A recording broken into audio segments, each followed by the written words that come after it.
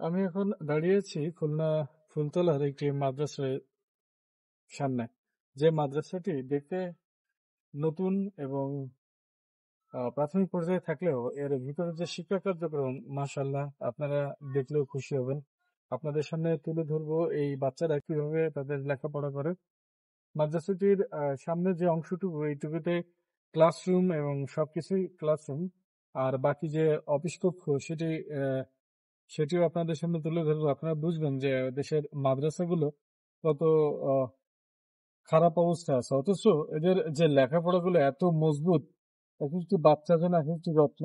বাচ্চাগুলোর হাতের লেখা, এই বাচ্চাগুলোর আলাপ ব্যবহার, বিশেষ করে মাদ্রাসা হুজুরদের যে আলাপ ব্যবহার, প্রত্যেকটা বাচ্চার সাথে আপনি করে কথা বলে। আপনি করে কথা বলার এর পিছনেও কারণ রয়েছে, যেগুলো সব আপনাদের সামনে তুলে ধরবো। সাথে থাকুন, দেখতে থাকুন আজকের আমার এই বিশেষ ভিডিও মাদ্রাসা দামোদর ফজলুল উলুম বহুমুখী মাদ্রাসা।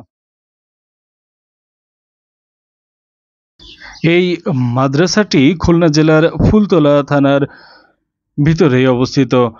জোড়া বটগাছ স্থান নামক স্থানে এই মাদ্রাসাটি প্রতিষ্ঠিত।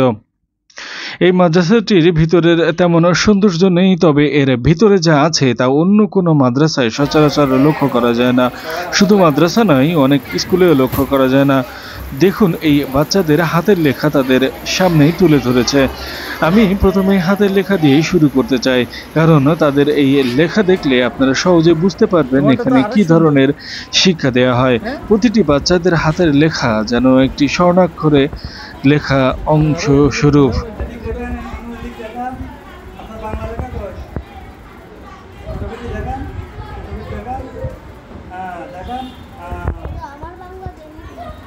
দেখি নাই, দেখাও। বাহ, মাশাআল্লাহ। তোমারটা দেখি। হ্যাঁ,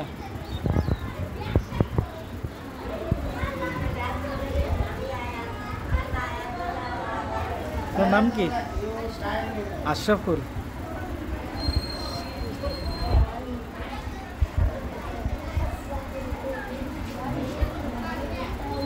তোমারটা ঘুরে দেখি, ঘুরে।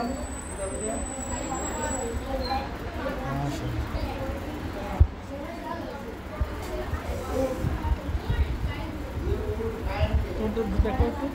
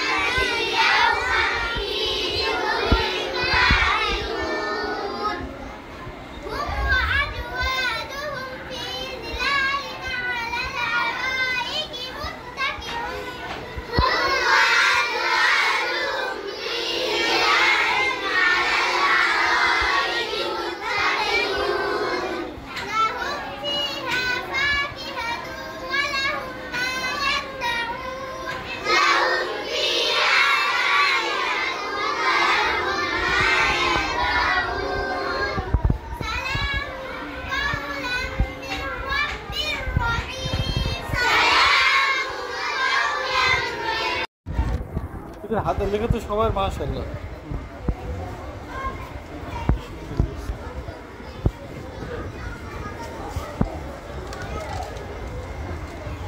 সব আপনাদের কাছে? হ্যাঁ,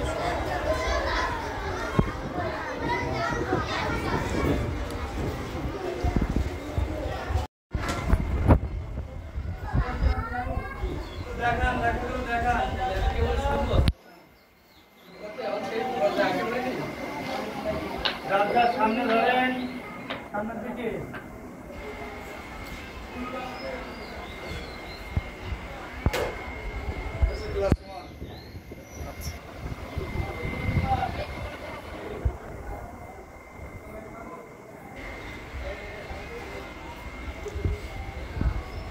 তোমাদের সবার হাতের লেখা তো মাশাআল্লাহ, উপরেও দেখলাম যে অনেক সুন্দর, অনেক সুন্দর।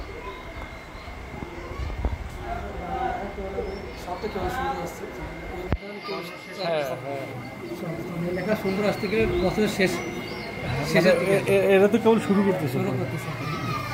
এটা যখন লেখা সুন্দর আসবে হচ্ছে আপনার বছরের শেষে, এখন বছরে কেবল আপনার 5 মাস বর্ণ শেষ করে কেবল শব্দ ধরেছে, এখন আকার রসিকার এখনো যায়নি। মানে ওই লেখা সুন্দর আসবে, আকার রসিকার আসবে, এবার পুরো শব্দে আসবে, তখন লেখা সুন্দর আসবে।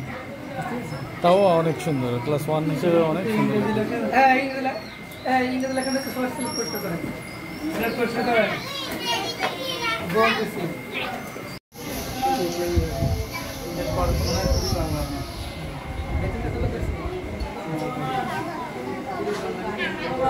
আপনি বলেন দিন 7 নম্বর হাদিস বলেন। 7 নম্বর হাদিস শরীফ, ফাদলুল আলিমি আলাল আবিদি কাফাদলি আলা আদনাকুম, অর্থ তোমাদের মধ্যে সর্বাপেক্ষা ছোট ব্যক্তি হইতে আমার মতবা যত বড়, বেলিম আবেদে একজন খাঁটি আলেমের মতবা তত বড়। আপনি 9 নম্বর বলেন। 9 নম্বর হাদিস শরীফ, মান লাম ইয়ানিল্লাহ একদাবু আলাইহি, অর্থ আল্লাহ তাআলা, যে ব্যক্তি আল্লাহ তাআলা নিকট দোয়া করে না, আল্লাহ তাআলা তাহার উপর রাগান্বিত হয়। বলেন গোসলের 3 ফরজ।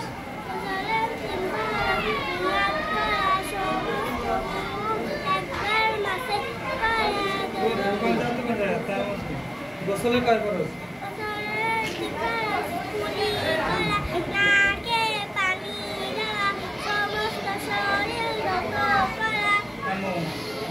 উজুবন্দের কারণ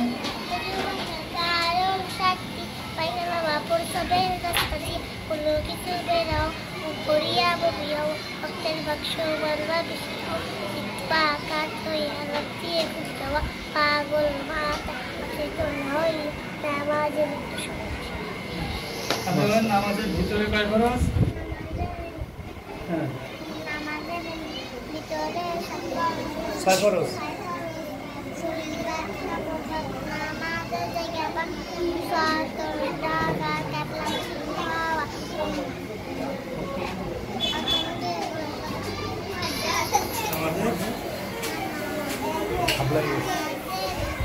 নিয়ত করো,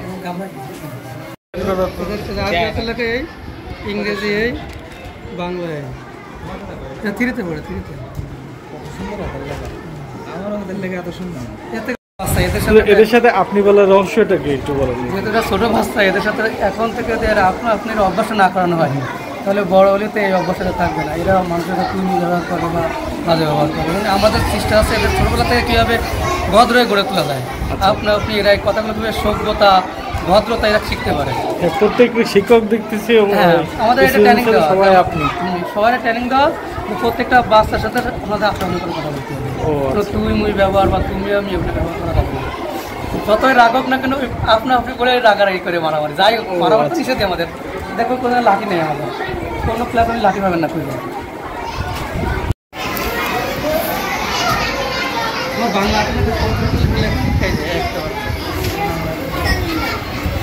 আমার উল্টে ধরেন আর দিলবাট আছে।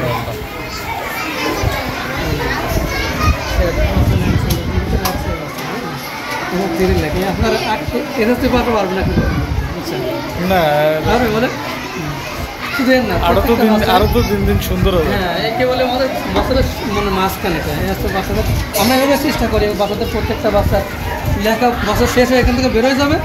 আলহামদুলিল্লাহ আপনার এই বাচ্চাদের স্কুলে পরবর্তী হয়, তা কোনো স্যার বিশ্বাস করতে পারবো ওরাতে লেখা।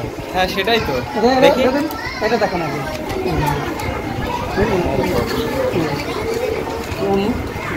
সবার হাতে লাগে। মানে এদেরকে হাতের লেখার উপর কোনো ট্রেনিং দেওয়া হয়? হ্যাঁ অবশ্যই, কারণ হাতে লেখা সুন্দর হয় কি করে। সেটাই তো, আমি তো আমরা প্রত্যেকটা বস্তু হাতে লেখা আছে, বেশি ডিফারেন্স হবে না, সামান্য কম বেশি। অল্প একটু তবে এক একজনের তো এক এক রকম ভাবে সুন্দর। হ্যাঁ, আমার একই দাসে লেখানো, লেখা একই দাসের কিন্তু একটু বড় ছোট আছে। মানে এর থেকে উপরে কোনো মাদ্রাসা গেলে ওদের সাথে ওদের প্রতিযোগিতা হবে, বাইরের কারোর হবে না এরকম। এরা যেখানে যাক না কেন ইনশাআল্লাহ আমি আশা করি যে ভালো রেজাল্ট করবে।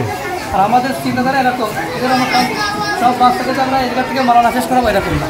আমাদের চিন্তাধারা আছে এই বাচ্চাগুলো 3 পর্যন্ত পড়ে যাবে, যাওয়ার পরে আমাদের ডাক্তারও দরকার আছে, ইঞ্জিনিয়ারও দরকার আছে, বড় অফিসারও দরকার আছে। একটা বাচ্চা যেগুলো 3 পর্যন্ত পড়ে যাবে ওদের ভিত হবে কোরআনের ভিত। অনেকে মনে করে যে এলো মাদ্রাসা করলে আর কিছু হইতে পারবে না, এই ধরনের এই ভুল ধারণাটা আমরা মানুষ থেকে ছড়াই দেওয়ার জন্য এটাই আমাদের এই পদক্ষেপ, যে আমরা এই একটা বাচ্চারে আমরা প্লেন থেকে 3 পর্যন্ত পড়াই ছেড়ে দেবো। এরা যদি মনে করো ওর বাবা যদি মনে করো আমি ডাক্তার বানাবো, আলহামদুলিল্লাহ যাও ডাক্তার হয়ে যাক। কেউ যদি মনে করো আমি ইঞ্জিনিয়ার বানাবো, আলহামদুলিল্লাহ ইঞ্জিনিয়ার বানাবো। যদি কোনো বড় অফিসার বানাবো, অফিসার হোক। তাহলে কী হবে, এই বাচ্চাটা বড় হয়ে ডাক্তার হয় তাহলে দুর্নীতিবাজ হবে না, যদি বড় কোনো অফিসার হয় তাহলে দুর্নীতিবাজ ঘুষখোর হবে না ইনশাআল্লাহ। আর ইসলাম বিরুদ্ধে কোনো আইনিরা পাশ করবে না, ইসলামের মধ্যে তাকে যা ইচ্ছা করবে। এবং অনেক এরকম দেখবেন যারা স্কুল লেভেলে পড়ে বিসিএস ক্যাডার হয়েছে, বলা হয় সূরা ফাতিহা পড়েন দিন, ওইখানে ফেল। তাহলে যে লোকটা এই বাংলাদেশের লেখাপড়া সব শেষ করে ফেললো, সূরা ফাতিহা পড়তে পারলো না, আল্লাহর হুকুমের একটা নামাজ পড়তে গেলে প্রথম সূরা যেটা দরকার সেটাই সে পারে না, বিসিএস ক্যাডার হয়েছে, লাভটা কি বলেন? কিন্তু এই বাচ্চারা এই বাচ্চা এখান থেকে যখন চলে যাবে, ওর বাপ যদি মারা যায় তো ওর বাপে জানাজা পড়াতে পারবে, কোনো মসজিদে মনে করেন আজকে ইমাম সাহেব নামাজ পড়াতে পারবে, এমনকি জুম্মার নামাজও পড়াতে পারবে না, খুতবা আমাদের মুখস্থ করানো হয়। তো এই হ্যাঁ মুখস্থ করানো হয়, সূরা ইয়াসিন মুখস্থ করানো হয়। এই বাচ্চাটা এখান থেকে চলে গেলেও ইমামতিও করতে পারবে ইনশাআল্লাহ, ও বড় পোস্টে চাকরি করবে, ইমামতিও করতে পারবে, বুঝতে পেরেছেন ইনশাআল্লাহ। আমাদের লেখাও আলহামদুলিল্লাহ বাংলা, ইংরেজি, আরবি সব, মানে আমরা কোনো দিক থেকে ইনশাআল্লাহ এদেরকে কমতি রাখি না, চেষ্টা করি পরিপূর্ণ হক আদায় করার। আপনি এই যে হাতের লেখা দেখলেন, আমি এসএসসি হাতের লেখা আপনি এরকম পাবেন না ইনশাআল্লাহ। একটা বছর 3টি পড়ার পরে তারা আরবি হাতের লেখা সুন্দর, ইংরেজি হাতের লেখা সুন্দর, বাংলা হাতের লেখাও সুন্দর। এবং আপনি হাদিস বলেন, মাসলা মাসাইল বলেন, কোন দিকে নেই, আলহামদুলিল্লাহ সব দিকে পরিপূর্ণ ইনশাআল্লাহ। আমরা তো এখন পাইনি, কিন্তু এই বাচ্চাগুলোকে আমরা বুঝতে পারি এরা কোনো মুসলমান হয়ে বাঁচতে পারে, মুসলমানের বাচ্চা হয়ে তারা থাকতে পারে। ঠিক আছে, মানে বেতন এদের 300 টাকা, কিন্তু লেখাপড়ার মান তো দেখবেন আলহামদুলিল্লাহ। এই লেখাপড়ার মানে আপনি যে অন্য প্রতিষ্ঠানে যাবেন, জেনারেল প্রতিষ্ঠান করেন আর আরবি প্রতিষ্ঠান হোক না কেন, আমি শামসুল মাথা শিক্ষকতা করে আসি, এই 3 বাচ্চাদের 800 টাকা বেতন। এখানে তো আপনি গরিব ছেলেমেয়ে অধিকাংশই গরিব। 300 টাকা বেতন, 300 টাকা বেতন, তার হাফ আছে, কারো ফুল ফ্রি আছে, কেউ 100 টাকা দেয়, কেউ 200 টাকা দেয়, কেউ 250 টাকা দেয়, অনেক কম আছে, মানে হাতে কোনো অনেক কয়েকজন ফুল বেতন দেয়। আর এই মাদ্রাসা কি কারোর গড়া নাকি আপনারা নিজেরা করা? এই মাদ্রাসা আমরা হুজুরা থেকে বিভিন্ন জায়গাতে অনেক দানটা নাই নেই, বিল্ডিংটা দাঁড় করাইছেন তো? হ্যাঁ বিল্ডিংটা দাঁড় করাইছেন? হ্যাঁ বিল্ডিং হয়ে দাঁড় করান, বিভিন্ন মানুষের যারা বিশেষ করে দান ধ্যান করে, সংবাদ সমিতি জায়গা যাই, সেগুলোতে এসে মোটামুটি আস্তে আস্তে তারা আমাদের শিক্ষকের বেতন বাকি রেখেও অল্প বিল্ডিং করা হয়, বছর শেষে যায়। আমাদের মধ্যে বেতন থাকবেন 4,500, 5,000, 6,000 টাকা বেতন। সবকিছু উন্নতি আছে, কিন্তু জাস্ট মাদ্রাসার এতক্ষণ দেখতেছিলেন মাদ্রাসার শিক্ষকদের কথা এবং বাচ্চাদের লেখার অংশ। আর এখন আপনাদের দেখাচ্ছি এই মাদ্রাসাটির অফিস কক্ষ, জরাজীর্ণ একটি অফিস কক্ষ। সচরাচর সবখানে শিক্ষা প্রতিষ্ঠানেই দেখা যায় যে অফিস কক্ষের মধ্যে এসি এবং বিভিন্ন সরঞ্জামাদি, কিন্তু এই মাদ্রাসার শিক্ষা প্রতিষ্ঠানটির অফিসটি একেবারে সাধারণ। টিনের ছাউনি এবং টিনের বেড়া দিয়ে শিক্ষকরা এখানে তাদের অফিসের কার্যক্রম চালাচ্ছে। কতই না নিষ্ঠুর এই দুনিয়া, যাদের শিক্ষা কার্যক্রম এত সুন্দর যাদের বাচ্চাদের হাতের লেখা তারা আছে, সেই শিক্ষকরা অবহেলিত। তাদের মুখেই শুনছিলেন যে তারা মাত্র কেউ 4,000 টাকা বেতন পায়, কেউ 5,000 টাকা বেতন পায়, অথচ এই বাচ্চাদেরকে তারা গড়ে তুলতে সামান্য কৃপণতাও করেন না। কারণ এখানে বাচ্চাদের লেখাপড়া এবং তাদের হাদিস বলার দৃশ্য এবং তাদের যে অমায়িক ব্যবহার এটা মুগ্ধ করে দেয় সবাইকে, কিন্তু তাদের বেলায় কিছুই জোটে না।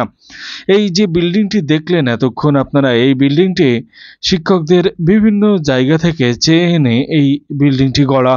অথচ অনেক সমাজে অনেক বিদ্যমান আছে যারা তাদের পাশে দাঁড়াতে পারত, এবং তাদের পাশে যদি দাঁড়ানো হয় তাহলে এই মাদ্রাসাটি হয়ে উঠবে অন্য রকম একটি শিক্ষা প্রতিষ্ঠান, যেখানে শিক্ষা দেওয়া হবে দ্বীনের, যেখানে শিক্ষা দেওয়া হবে ইসলামের, যেখান থেকে বেরিয়ে আসবে অনেক অজস্র সৎ নিষ্ঠাবান ব্যক্তি যারা সমাজের অনেক উপকারে আসবে।